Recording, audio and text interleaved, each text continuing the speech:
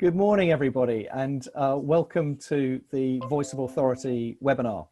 I'm Toby Fox, and I'm the Managing Director at 3Fox, which is the marketing agency for local authorities. We've been running about 30 events or so a year, every year since 2004, bringing councils and the development community together. And we're trying to keep the conversation going by hosting webinars every week during the COVID emergency, which is obviously preventing physical get-togethers. Next Thursday, we're going to be turning our attention to town centres and asking what the council's role is in the town centre of 2021, and we hope you'll join us again for that. But today's topic is, how can offsite manufacturing support the recovery programme? And we've assembled a superb panel of speakers, once again, to discuss the opportunities presenting themselves to the offsite sector and how that sector is going to have to adapt and evolve to make the most of the occasion.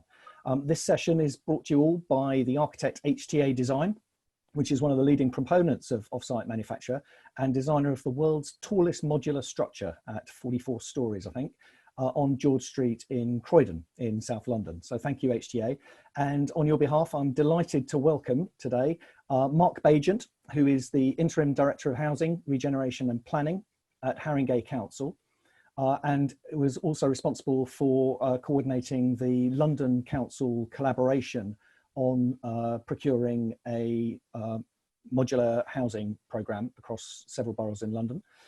Pat Hayes, who is the Managing Director at Be First, which is the Barking and Dagenham Council owned development company responsible for schemes as various as film studios and housing projects. And Tina Barnard, the Chief Executive at Watford Community Housing, who also represents the LEP in Hertfordshire, which is looking at ways of collaborating to procure off-site manufactured housing. And Rory Bergin, who is partner for Sustainable Futures at HTA Design, the architects. So that's our panel today.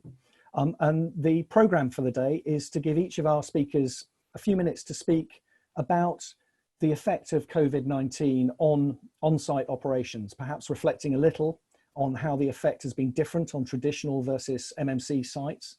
And then to give each of them a little time to talk about what recovery looks like and what role off-site manufacturing might play in that, and how it has to evolve in order to play that role.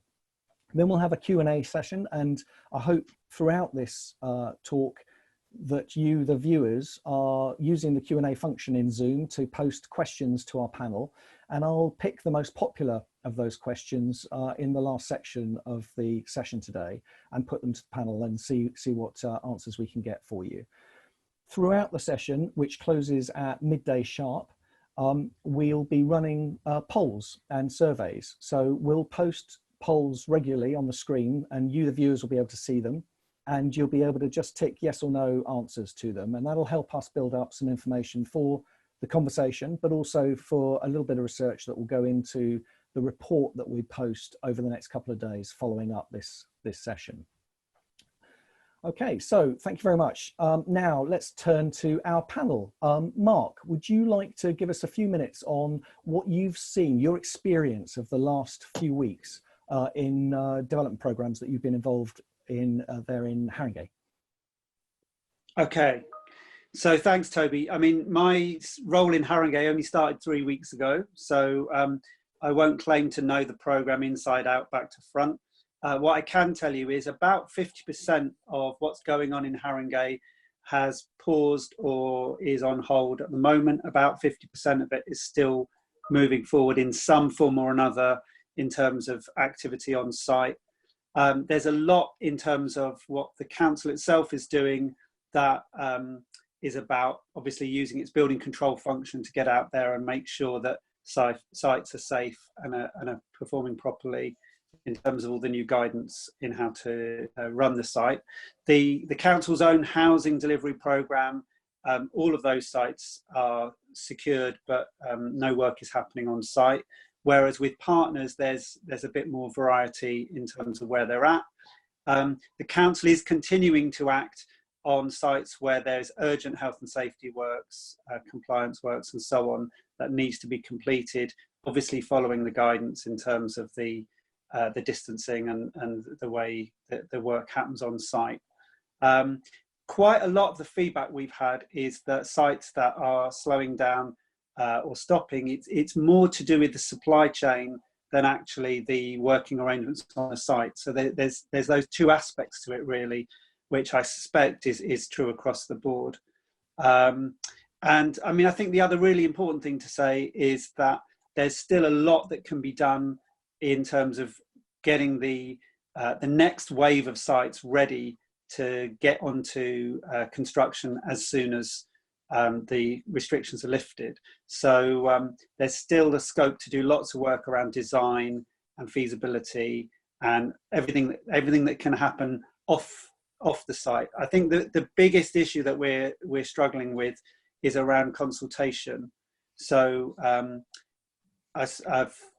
before this role, I was working in Kingston on a ballot for an estate regeneration scheme, which was a resounding success. In Haringey, there are similar estate regeneration plans where a ballot can't now happen until there's a time when we can actually get out and really work in the community to consult people in the way that you have to do, knocking on doors and talking to people very directly, face to face, in order to get a ballot over the line. And it's things like that that are now becoming much more uncertain. And even putting in a planning application for a small site where you want to do the consultation properly, you would normally have public meetings. And are there ways in which we can do that through online, through virtual consultation, or is that cutting out some elements of the community who we really need to involve? So those kinds of discussions are now very important within local authorities. Yeah, I can see a future webinar coming up on how we conduct public consultation during social distancing measures. And there's some really interesting solutions coming forward for that. I know there's a firm called Commonplace that we've done quite a lot of work with in the past that have produced some really exciting tools that for local authorities to use during this period. Mark, just one quick question on your summary. Have you noticed any particular distinction between the schemes that are moving ahead and the 50% of schemes that aren't moving ahead? So I know you'd love me to say that all the off-site manufacture is still going and the ones that are on site. I don't think we've got that granularity of information yet to give you any kind of feedback. I mean, every scheme has it's where it's at in the production process. It's where it's at. So some schemes, for example, where it's about getting the groundworks done, where it's about getting the site cleared and ready, that can happen in a different way. That's probably easier to continue with, whereas where you're actually in the thick of construction and there's a lot of detailed work going on site, that's where it's much harder to organise and continue to operate safely. I mean, just one of the things to think about is that the labour force and how many people you need on site to actually achieve each part of the process. Some parts of the process you need less bodies on site, and so it's easier to do that in a distancing kind of way. There's other activities that you need a lot of labour engaged in it, and then there's all the issues about how you keep those people separating from each other in a safe way. Yeah, no, fair enough, thank you. Pat, what's your experience in Barking and how does it compare? It's sort of similar. I mean, the interesting thing for us, I think, was how easy actually it was to move to remote operation for all our office-based staff, and that actually, I think because we'd made the investment in enabling people to work from home in the past in terms of the IT and the culture, it has been very, very seamless, and we're actually carrying on flat out effectively. Some of the other things that we do are also working. I mean, for example, we had a socially distanced planning committee meeting a month ago. We are now going to have a virtual planning committee for the coming committee cycle. So stuff is still going through. We're still processing all the planning applications. We are doing some work around the consultation side. We're looking at various different platforms. We're carrying on actually with the consultation around our modular scheme at Padnor Lake, which HTA are involved in. Challenge there is just getting some of these platforms to really work.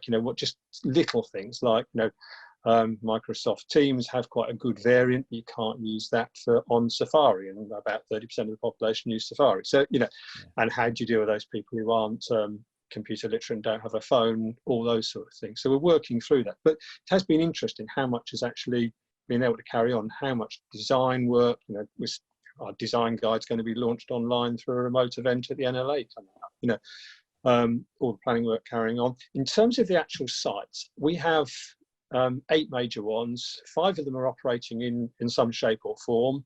3 big ones were actually 2 were at the stage of demolition and 1 was at the stage of piling. So actually relatively easy to keep those sites going and follow all the social distancing rules, because actually you've only got a limited number of people on site, and because of the equipment they're using, they're guys in the cab of the piling rig and everyone else to stay quite well away from the piling rig. The same with the demolition, limited number of people, and the nature of the work means that they are keeping at a distance from. But there is a loss of capacity there, so I think we're probably going at about 50% of the pace we would have done under normal circumstances on those 3 big sites.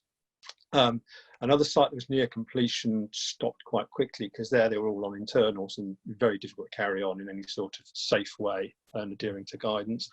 The other's been a mix. Actually, it's interesting that actually the modular site we had in operation shut down very quickly because the units come from the north of England, and a lot of the subcontractor staff are down from the north of England, so obviously they all went home, the work stopped.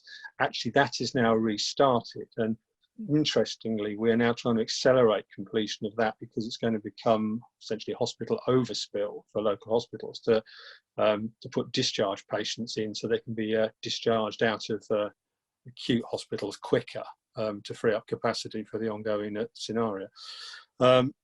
Other schemes have been a mix. One scheme, there's still some groundworks going on, but the steelwork erection stopped again because they were being subcontracted, and the subcontractors were coming down from the north of England and didn't want to and couldn't find anywhere to stay anyway. So it's a mixed picture in terms of actual construction.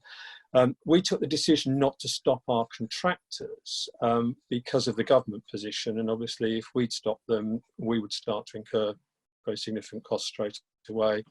We've kept that under review, but we're of the view that the ones that were continuing, the health and safety responsibility is very clearly with the contractors. One of our contractors shut their work immediately because they felt that was the right thing to do. The others have carried on because they feel that they can do it in a way that adheres to the guidance, and we're not going to shut those down.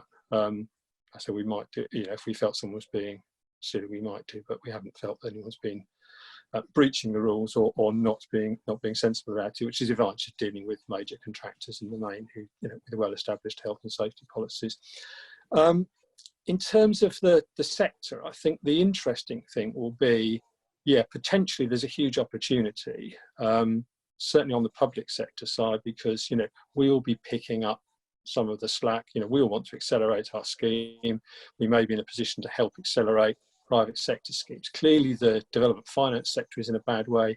House builders are taking, it would appear, quite a significant hit at the moment, both in terms of balance sheet, cash flow and everything else.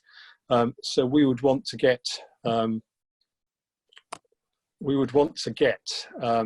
of those sites moving more quickly, and it'd be interesting to see whether the capacity is there within the off-site sector. And I think it goes back to all the traditional concerns about the off-site sector, capacity, ability to gear up, ability to deliver at pace and at quality, which is sort of where we've been to date. So I think, if I was, someone with a huge amount of capital, I think, well, this is the time now to buy an off-site manufacturing company, put a lot of money behind it, start to generate as much non-bespoke product as I can, start to accumulate that inventory that you need to then move into a, hopefully a public sector response, which is going to be fairly rapid. I think in the private sector, it is going to take a long time for us to recover from this, even if one doesn't factor in the government doing something equally stupid around Brexit, which will give us a double recession potentially. We are talking here of probably a recovery period similar to after the financial crash at least.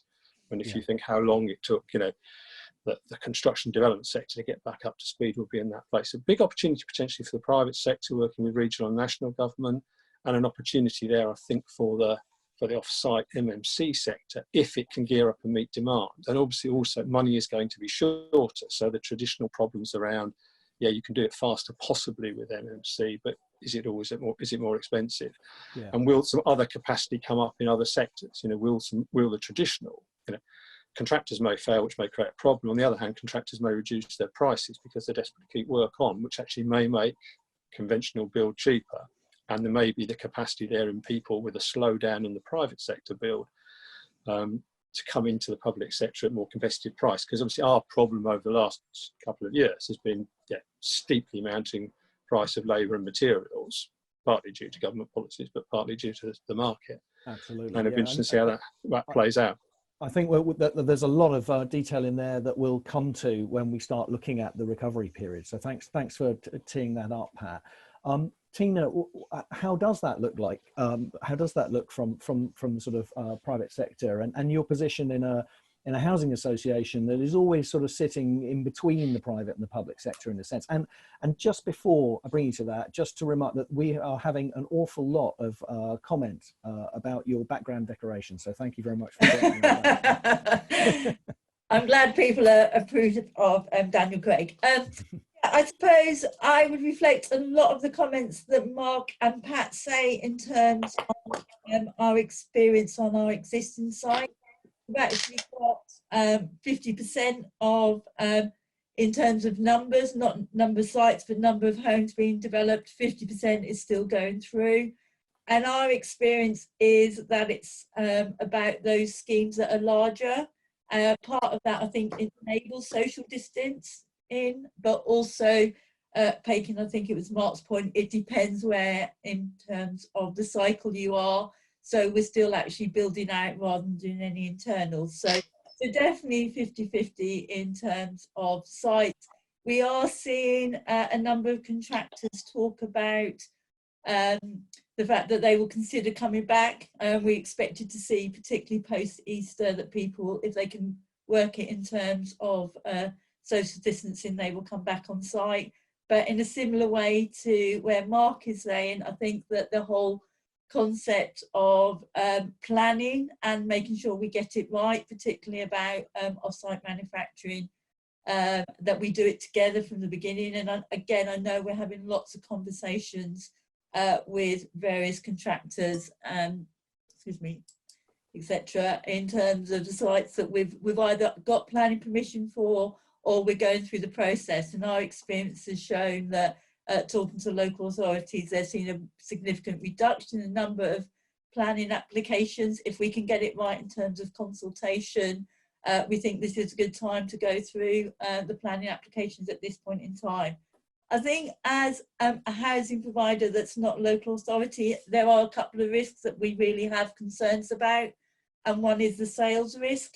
So we're seeing more and more of our schemes are mixed tenure, and suddenly we've got no sales coming through. So that's really going to impact on our cash flow, not big term, but actually, you know, what does it happen? COVID-19, the recovery, how can we kickstart the housing market generally? Because if we don't get sales, then we can't do our, subsidy model. So I think that's a big area for us. I think the other one is about, and tied to the supply chain, is what does it mean for the subbies?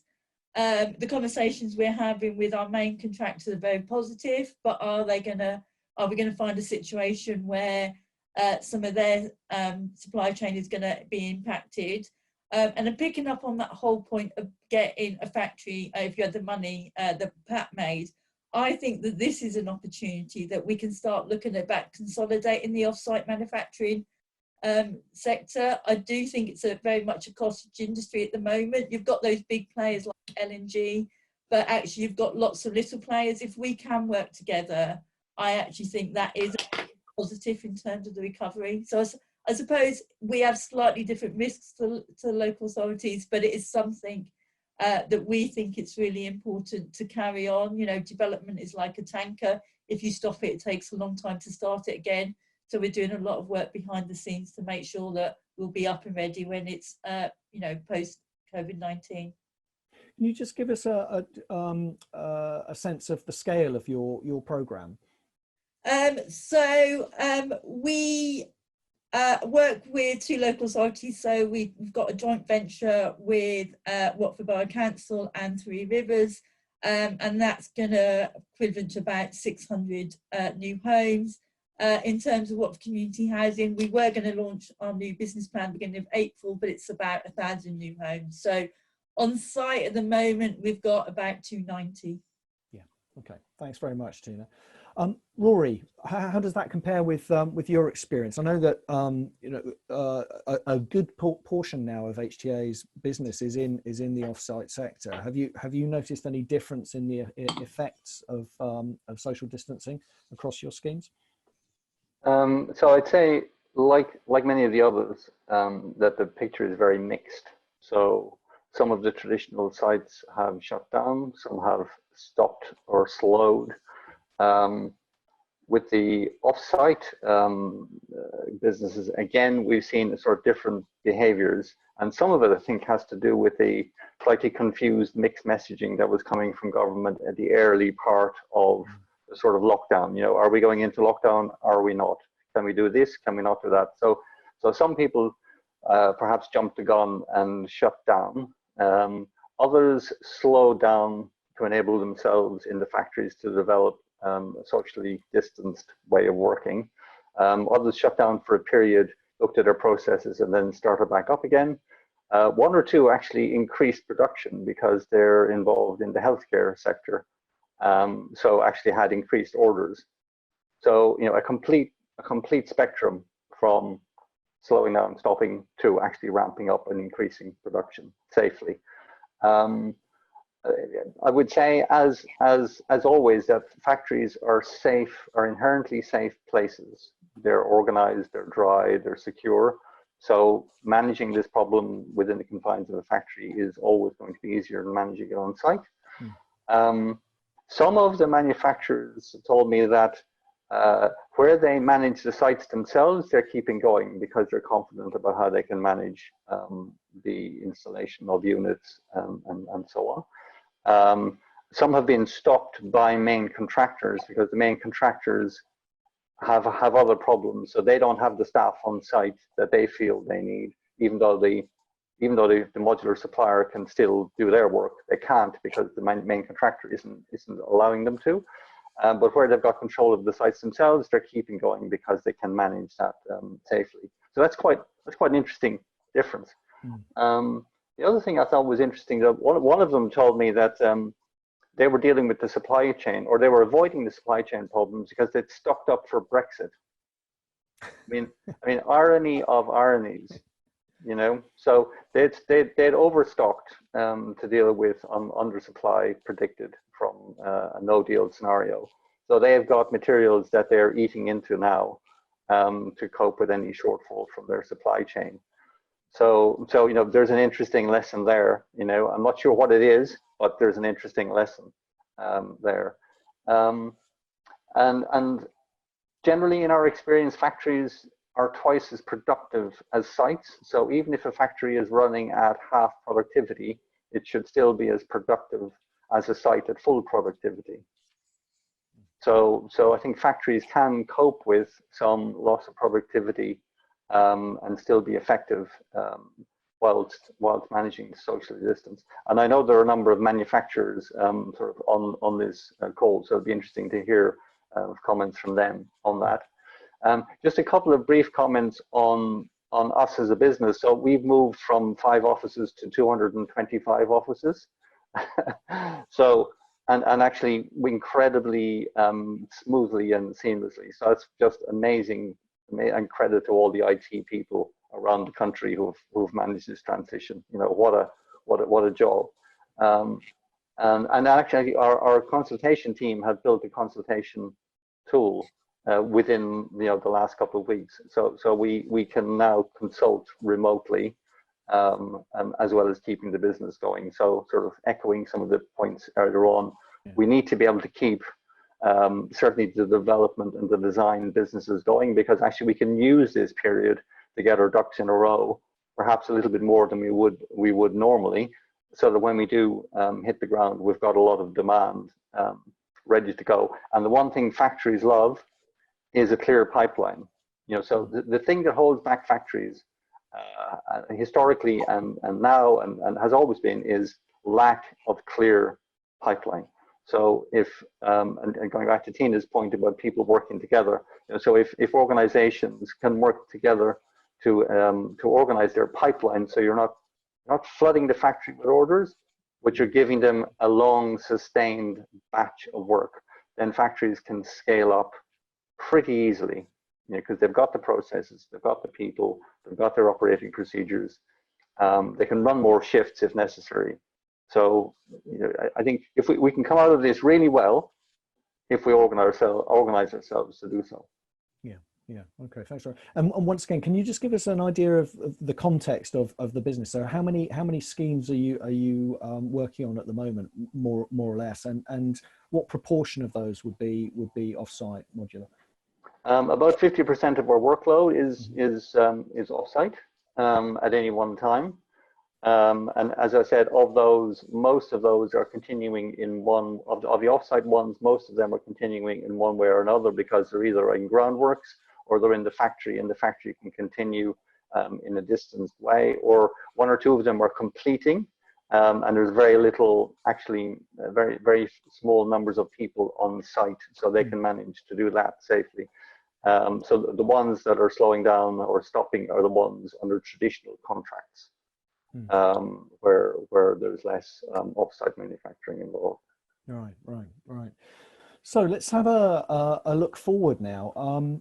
And we're incidentally, the polls are being published while we're talking. So viewers, if you can keep giving us your feedback on those, and also we're getting a lively response in terms of Q&A. So do keep voting for the questions that you'd like to see us put to the panel at the end of this session, and posing your own questions.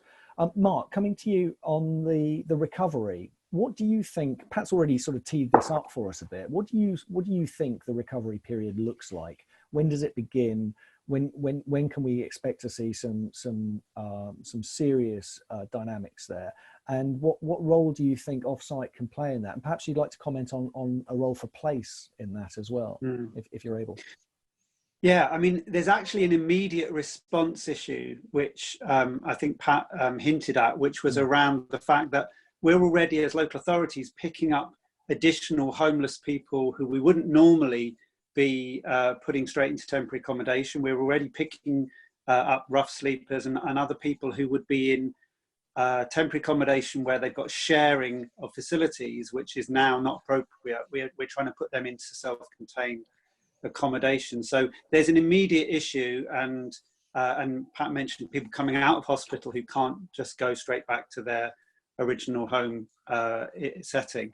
So there's an issue in Haringey, for example. We're looking for something like another 100 to 200 bed spaces of accommodation, and this will be mirrored all over London, and I'm sure in other parts of the country. We're already thinking about modular as a stopgap solution. So taking the place model, which we talked about, so the meanwhile sites that can be used on maybe a 1 or 2 year period, with a product that, it's not going to meet all the standards, it's not going to have that permanency, but we can make use of it for a period. So that's something we're immediately looking at. There's a conversation happening with London councils about that. So if there's anyone on the call who's got a product that's sitting unused at the moment, that's recyclable, that we might be interested in, I'd be very interested in a message offline about that. That's the first thing to say. I think beyond that, I'm totally with Pat on this. I think the impact on the industry is going to be felt for a very long period of time. And I mean, that's true not just in this industry, it's true across the board. If we look at what's happening to local businesses, particularly small, medium-sized businesses, there's a lot of companies that were on the edge that are going to go under, sadly, as a result of this period. There's a lot of businesses which are going to need a lot of support to bring them through and out. And there's a lot of individual people who need support in terms of continuation of employment.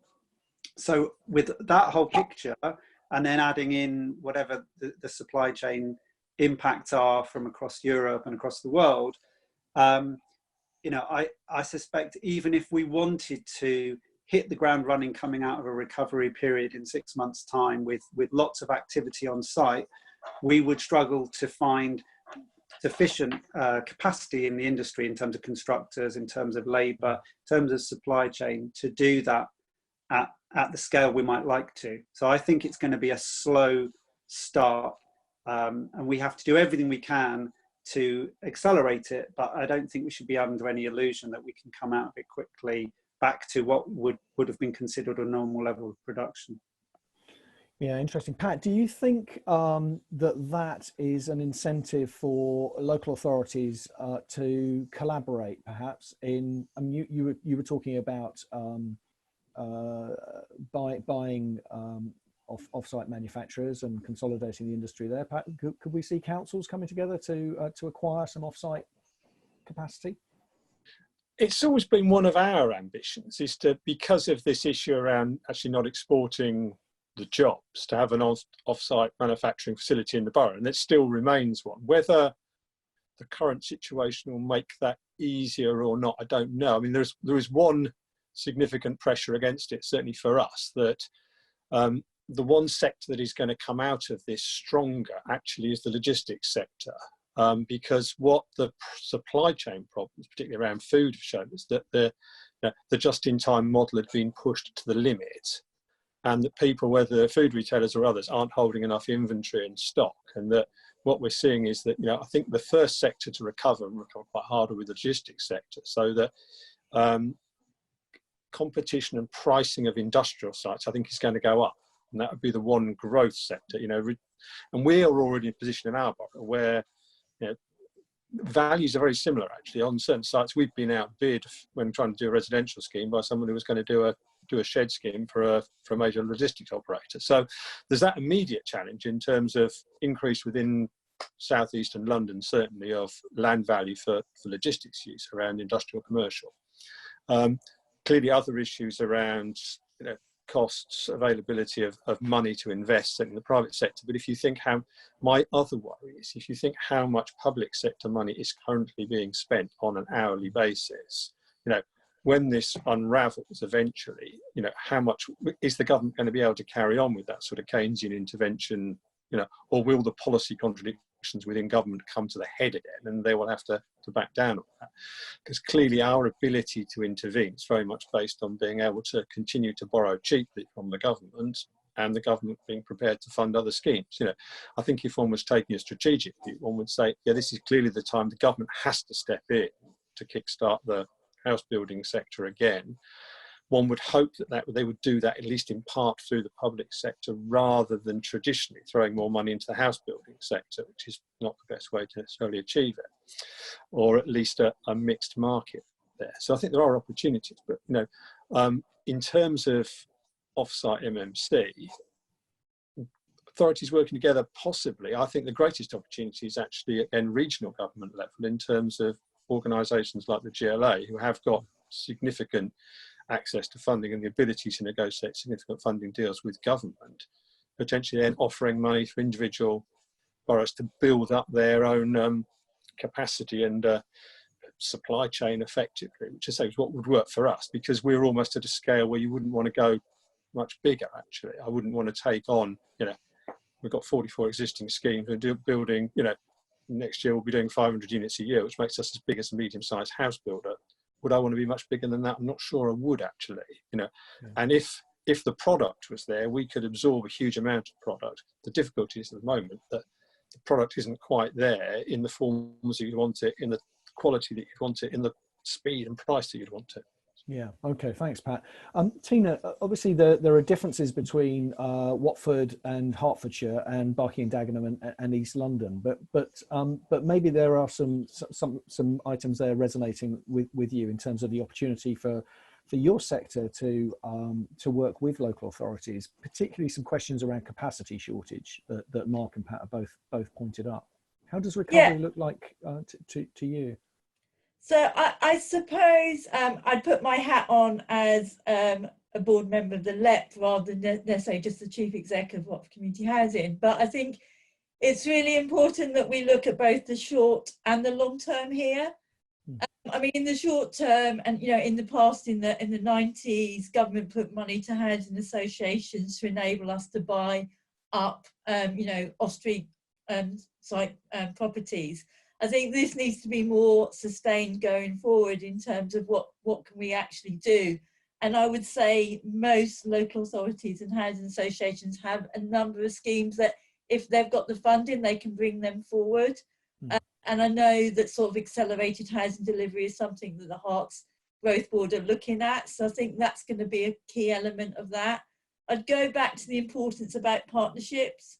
I think that in the past, housing associations and local authorities haven't always been close bedfellows, and we need to work together to make sure that we can deliver. On the long term, I think it's ensuring things like in Hertfordshire, we've got the Garden Towns, North Hemel, and also Bilston as part of Harlow, that we actually get those plans in place. And if we use things like off-site manufacturing, use our time now, we can actually move them forward quicker than we anticipated.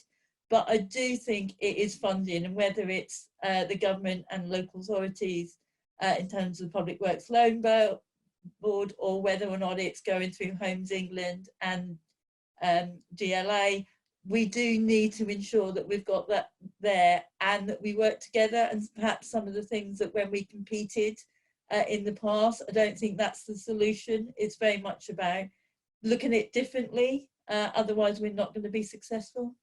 It's a big cake. There are a lot of slices, aren't there? What about the role of the LEP in organising collaboration to upscale offsite manufacturing in the recovery period? So in terms of Hearts LEP, we have actually got an enterprise zone, which is in part of Dacorum and St Albans. And the plan there is to get 2 suppliers. We've already got them on board at the moment, whether or not they change their mind. But I think that the LEP sees is very important in terms of getting the expertise there. The LEP has the same challenge as everyone does about funding. So until the government makes a decision what happens post 2021, our long-term future is unknown. But given we don't have, a mayor for Hertfordshire, I think that the 10 local authorities in the county have to work together, and the LEP is actually a key player there. Yeah, okay. Just while we've been talking, Tina, thank you for that. We've got an offer of some hotel space in Southwark for you, Mark, if you're willing to look outside the borough. So some of the capacity is coming through for you. There was also our first webinar a couple of weeks ago was focused on a charity called Do Some Good, which the property industry has put together. It's CBRE and Greystar have been leading it, and they're trying to accumulate property industry resources and capacity for the NHS. And they were talking to local authorities on the webinar about what they could also do for councils. So I can put you in touch with them at the end of this. Rory, are there any other of those aspects of the recovery programme that you'd like to pick up on? And in particular, what do you think needs to change in the off-site sector in order to make the most of the programme that's going to come forward? $64 million questions there. So I would say, firstly, that I would challenge the idea that individual local authorities should be thinking about setting up their own factories. I think in our experience, the effective businesses are the bigger ones. So I think what we need to be doing is sort of aggregating demand. So I think, as Tina was saying, but authorities and housing associations and so on working together, and then delivering or aiming that pipeline at manufacturing businesses that can deliver it. And all of that, of course, is contrary to current procurement methodology, but it is, I think, a very sensible, practical approach to the problem. The fact that the quality and the quality and quantity of the offsite product isn't quite right for some clients is partly to do with the fact that they don't have enough clients. You know, it's a sort of a self-fulfilling thing. That the more demands and the more business we push through the factories, the more efficient, the more effective they're going to be, and costs will come down. It has happened in every single industrialized economy and sector across the globe. So there's nothing particularly complex about that idea. But I think we need larger factories fulfilling orders for larger sets of demand. But I don't think we need hundreds of small factories taking traditional construction and moving it into a big shed. I think we need more automation.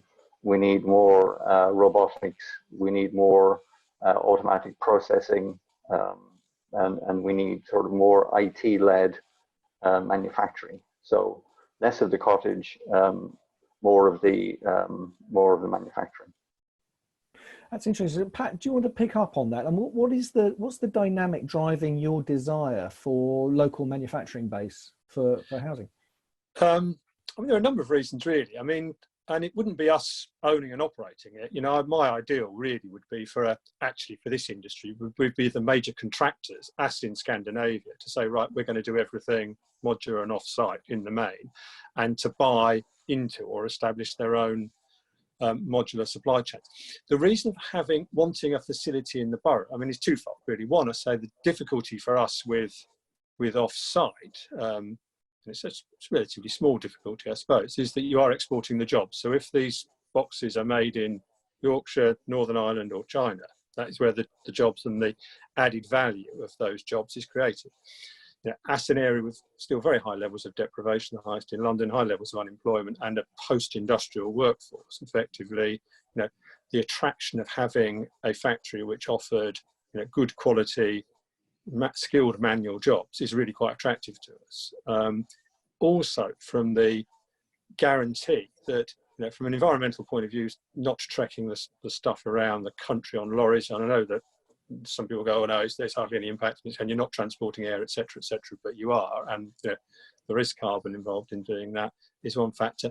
And the other is that, you know, is the availability and speed and reliability if they're not having to come from the other end of the country or on a boat from somewhere else, you know, with borders and motorway delays and all those other things. So that from our point of view, we would want the units to be there, to be called off, taken straight to site a very short distance if we could get there, except we're probably not going to get to that position for many years.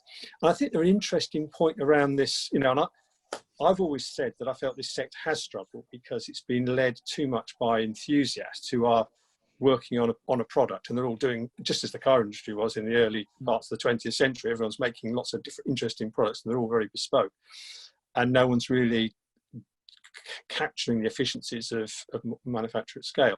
And we do have to break ground that. On the other hand, I think one of the things that will come out of the current situation is that possibly the days of, you know, very short supply chains, lots of agglomeration, single big plant and things like that may be starting to wane to a degree, and that, you know, a degree of diversification in the sector, so not necessarily cottage, but, you know, smaller operators, you know, feeding a sector may actually have more long-term future than the mega sort of giant, you know. And we've seen that, you know, Barking Dagenham, our experience of the change in the nature of the motor industry is quite interesting. You know, the Ford plant, which used to employ 25,000 people, now employs 1.5 on a good day, you know, so that has contracted, you know. Is big necessarily always best? Possibly not, you know. So I think there are interesting models in this sector to look at and how it might develop, and it's possibly about bringing that sort of craft aspect and the cottage aspect together with that more automated aspect to improve the product. The other thing I would say, from our point of view, that the getting stuff off-site into a factory, whether it's highly automated or not, still has lots of advantages. If you look at, you know, what some people probably dismiss as, oh, it's just the site but done in a shed. There are big differences in terms of the way that operates in health and safety. Everyone is directly employed. Equalities are much easier to, you know, to manage properly. You know, you look at some of the people, you could say that this is not very high-tech off-site manufacture, but it's a well-disciplined, everyone's got the same uniform, everyone working, all the sort of equalities policies, which are incredibly hard to enforce on the traditional building site, which is an incredibly excluding place for lots of women, lots of people from minority ethnic communities, etc. You don't get that problem in a factory, whether that factory is highly automated or not. And that's another big win for us, I think, in terms of why we want to see that industry growing. I think there's another aspect to that as well, which was pointed out to me, which is that kids don't want to work outdoors by and large. Kids are growing up indoors and they like their screens. And if you want to get younger people involved in construction, then doing it indoors is a really good way forward.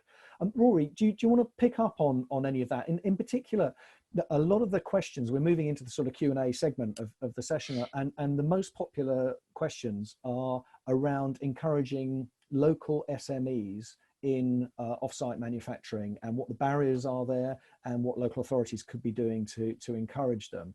And there's a fear, I guess, it's asking the wrong question. You know, everybody's looking for scale, and this isn't a place for SMEs. But Pat's opened the door there to perhaps considering that there is a role for smaller manufacturers. What do you think?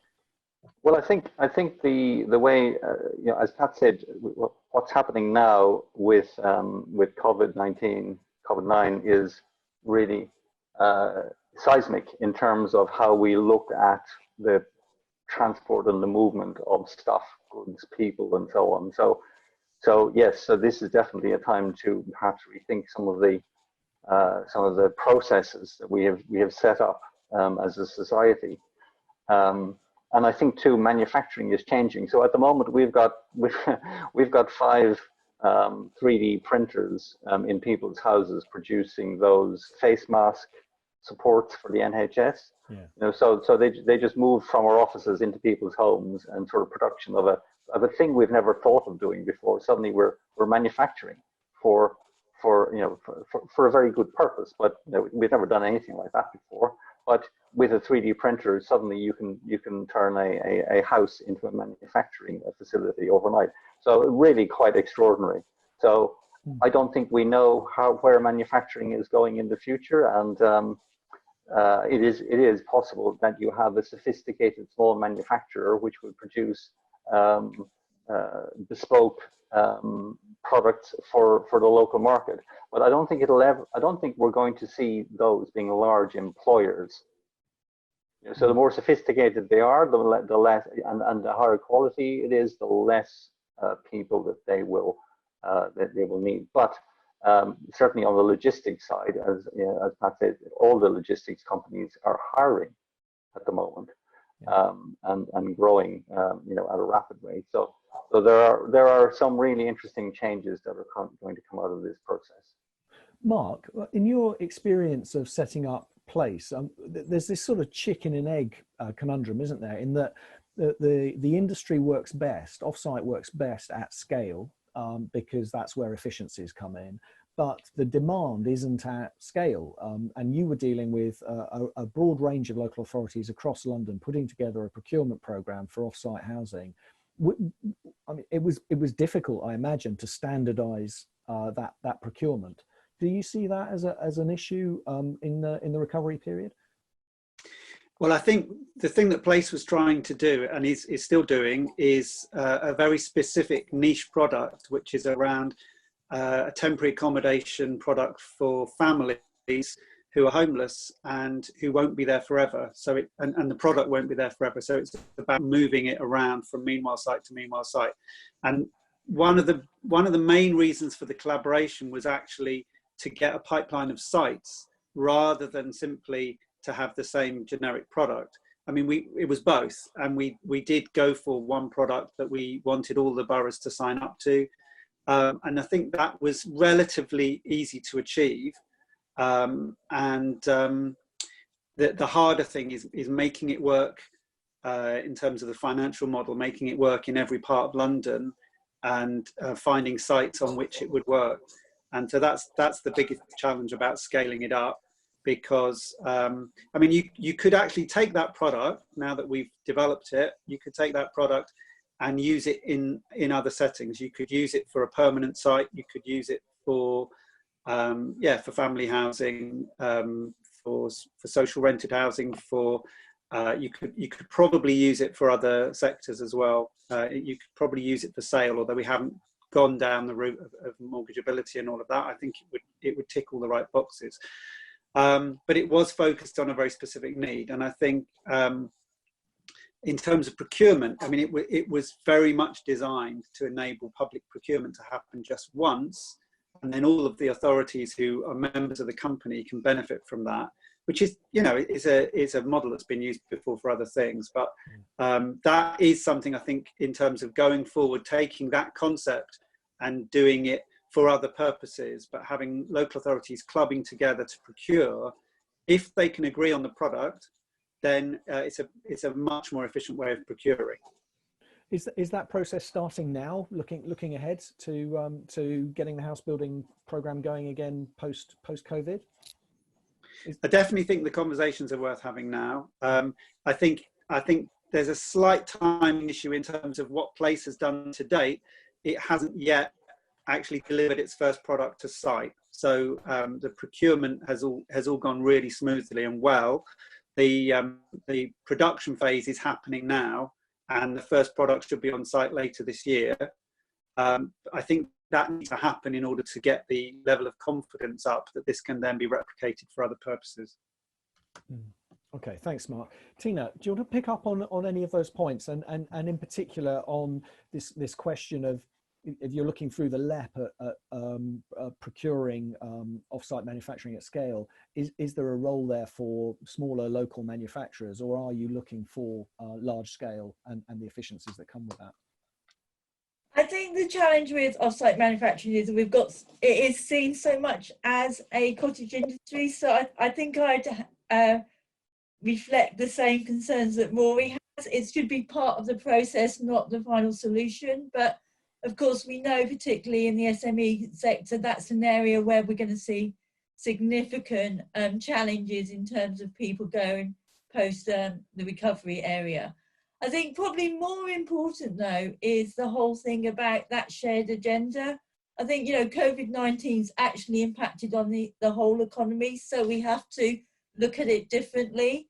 So I've always talked about, it's like herding cats, talking about off-site manufacturing, because we don't have a shared understanding. We all want our own schemes in terms of this. We can't get a standard product. So I think we may suddenly start working differently. And I think you've seen massive great flexibility for both the LEP and local authorities in terms of COVID-19. You know, people have made that comment. Suddenly we're all working from home. How many meetings do we have, Zoom, etc.?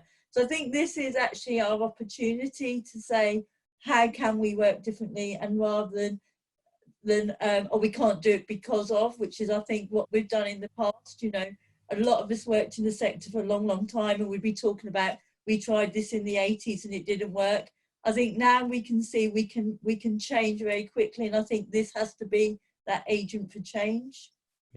Yeah, I was reading a newsletter from a consultant today who advises on asset managers, and they were saying that they've spent years trying to encourage their clients to communicate remotely, to have meetings like this online, rather than spending hours traveling to each other's offices to meet face to face.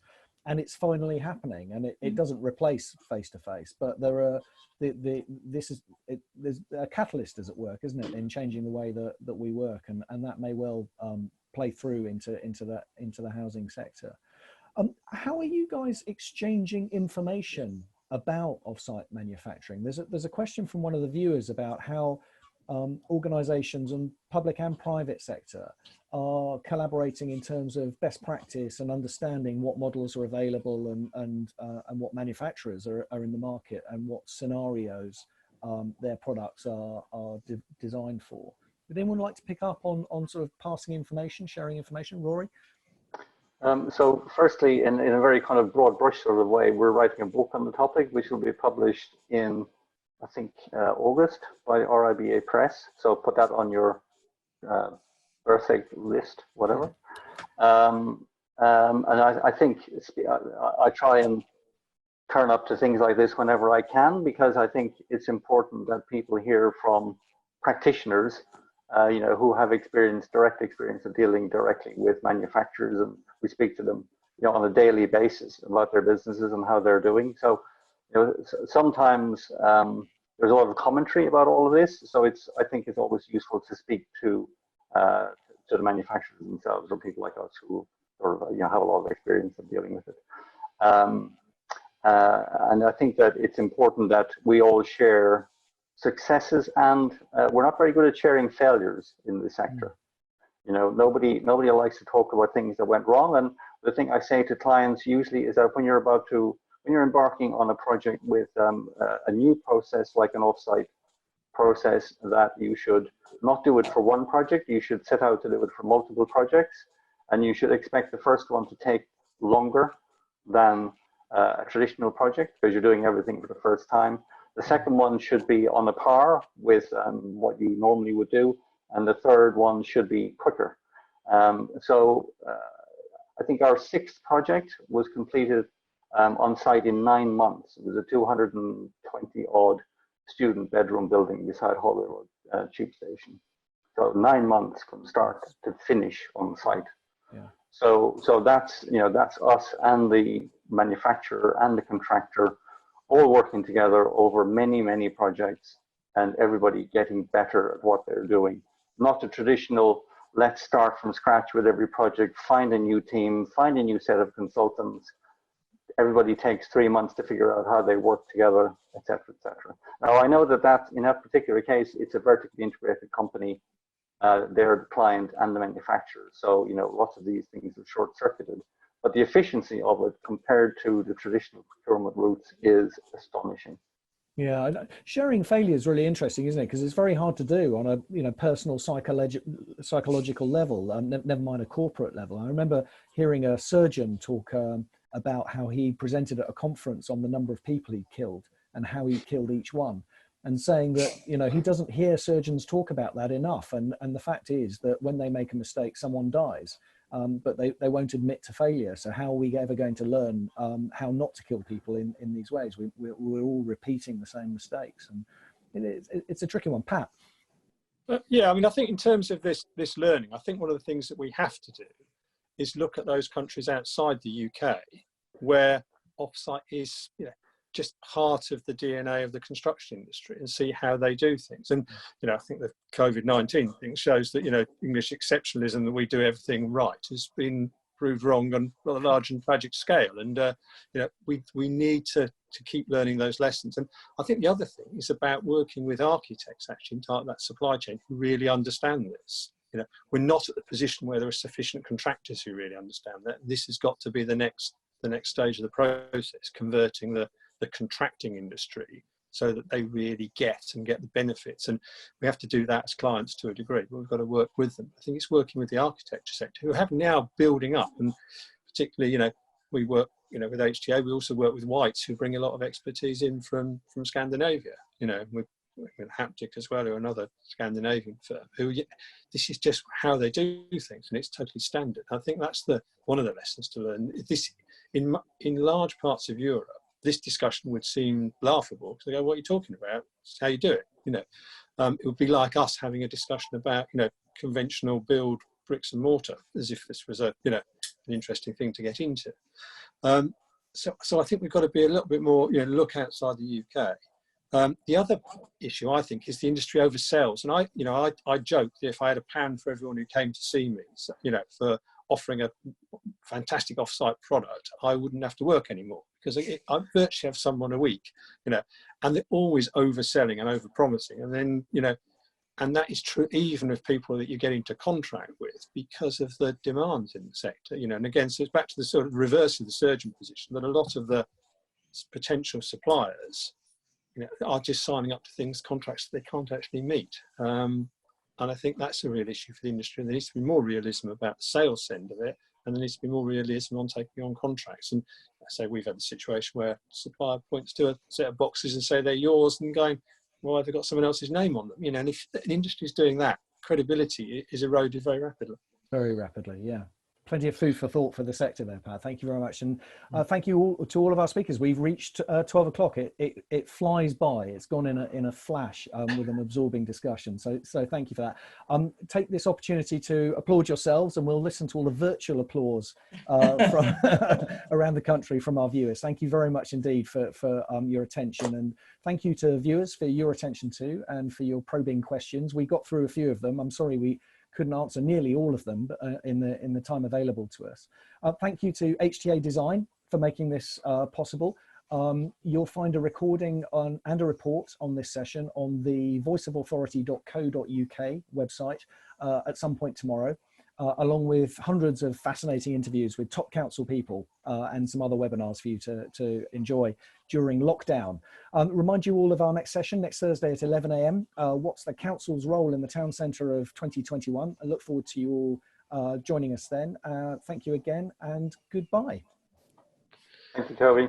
Thank you. Thanks, Toby. Thanks.